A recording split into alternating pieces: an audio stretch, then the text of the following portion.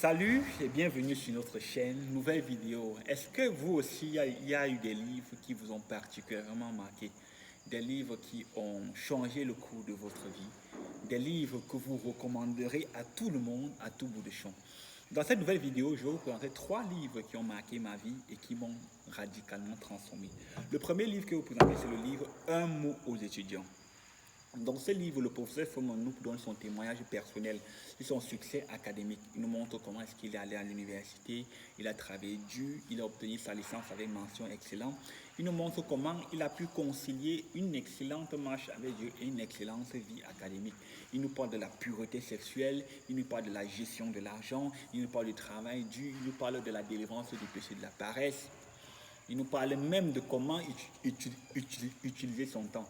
Ce livre, je l'ai lu et il a transformé ma vie pour une raison particulière. Il m'a appris comment établir des buts de manière très précise. Le professeur Fomono dit dans ce livre, par exemple, que pour établir un but, il faut un but, une méthode et un prix à payer. Si je dis, par exemple, que je serai excellent, je serai premier de ma classe avec 19 de moyenne, là c'est mon but. Qu'est-ce que je vais donc faire pour avoir 19 de moyenne? Là c'est ma méthode. Quel est le prix que je vais payer? Quels sont les sacrifices que je vais consentir? Dans ce livre, moi, ce principe n'a pas seulement affecté mes études, il a affecté tous les buts que j'établis. Quand j'établis un but, si je dis que je vais gagner 10 personnes au Seigneur, par exemple, aujourd'hui que je vais lire, je vais faire 40 vidéos, ou bien je ne sais pas, j'établis mon but, là c'est le but. Ensuite, je me dis quelle est la méthode que je vais appliquer pour accomplir le but. Ensuite, quel est le prix que je vais payer pour accomplir le but. Si tu n'établis pas tes buts selon ce modèle à trois parties, tes buts ne seront jamais des buts. Tes buts seront toujours des souhaits. Et tu risques de vivre ta vie comme ça, en disant chaque nouvelle année, nouvelle méthode. Tu fais des buts que tu n'accomplis jamais. Ce livre, je te le recommande, même si tu n'es pas étudiant, s'il te plaît. Il va te changer, il va t'apprendre beaucoup sur la gestion de l'argent, la gestion du temps, comment établir des buts, comment travailler dur de manière à atteindre tes objectifs. Mais c'est un livre que je recommanderais particulièrement aux élèves, aux étudiants et aux jeunes afin de connaître une excellence dans le domaine académique. Le deuxième livre donc, qui a particulièrement marqué ma vie, c'est le livre Comment réussir dans la vie chrétienne. Pour vous dire vrai, même autour de moi, on sait que c'est le livre qui m'a le plus marqué. Je me souviens quand je l'ai lu en 2013. Je l'ai lu je pense en février 2013. Je me suis établi des buts de février 2013 à février 2014 sur un an. J'ai donné une copie de mes buts à mon ami parce que c'est ce que le professeur me conseille dans ce livre. Donc, quand j'ai donné une copie et j'ai accompli tous mes objectifs. En fait, dans ce livre, le professeur nous montre que quoi? Le professeur nous montre que tu ne peux pas tout faire. Et même si tu as une bonne volonté, et même si tu veux vraiment tout faire, tu vas échouer. Il compare le fait de tout faire, c'est comme si tu as 1 million de francs CFA et que tu veux rencontrer les besoins de tout le monde. Tu changes les 1 million de francs CFA en 500 francs. Tu partages à tout le monde. Le fait de partager 500 francs à tout le monde, ça ne va pas finalement aider personne parce que personne ne peut rien faire avec 5 francs. Ou bien, il prend un autre exemple, il dit, est-ce que tu as déjà vu un match de football sans goal? Imagine-toi un match de football sans goal.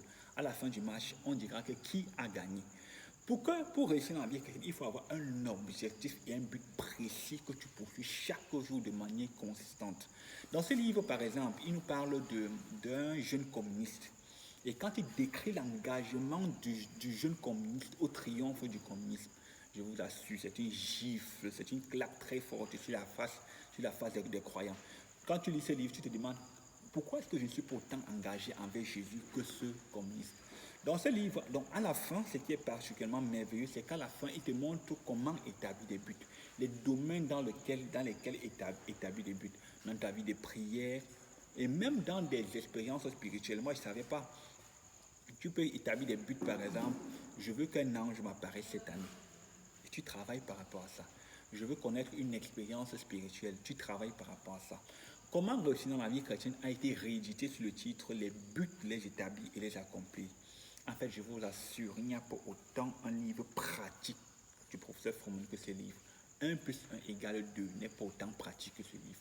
Si vous avez besoin de connaître comment réussir dans la vie chrétienne, si vous avez besoin de connaître comment établir les buts et les accomplis, je dirais pas seulement dans la vie chrétienne, mais même dans tous les domaines de la vie, je vous conseille comment réussir dans la vie chrétienne, ou encore les buts, les établis et les accomplir. Le lien est en barre de description.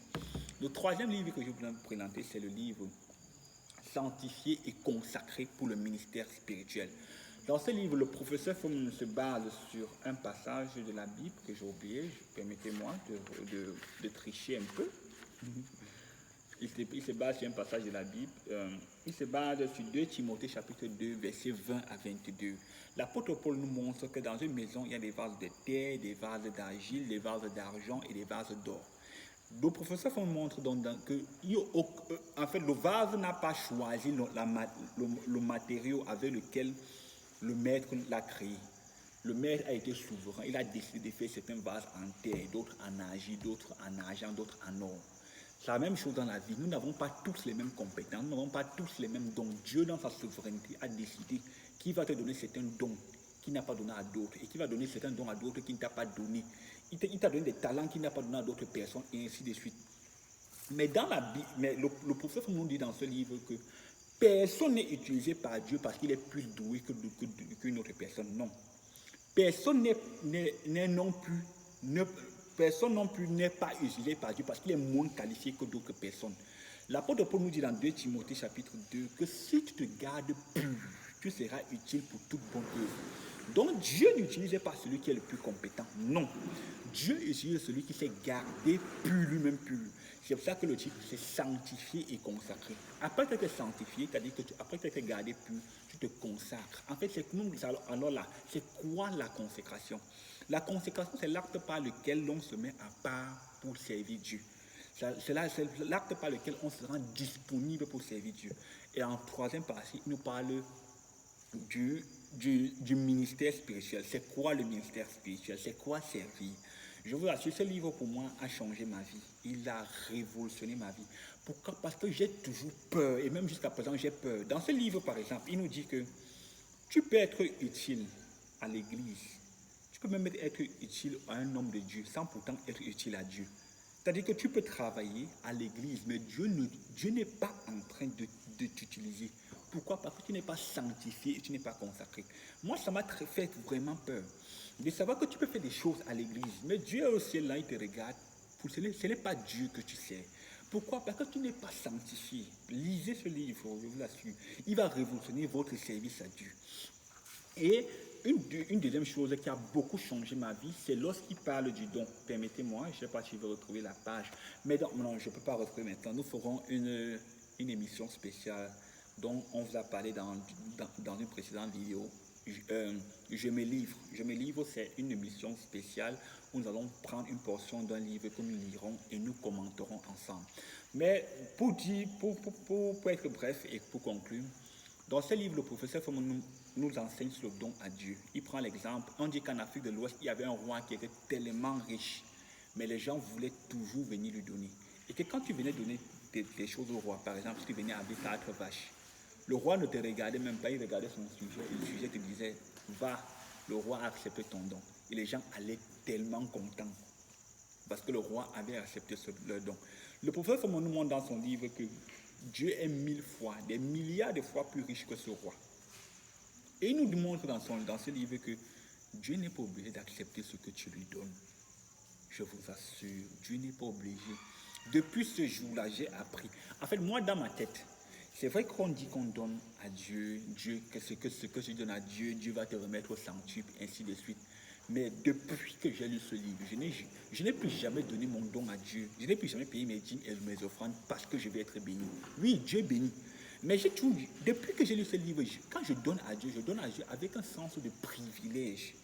En disant à Dieu, Dieu, merci pour l'opportunité de te donner. Merci parce que tu daignes utiliser le peu d'argent que je te donne.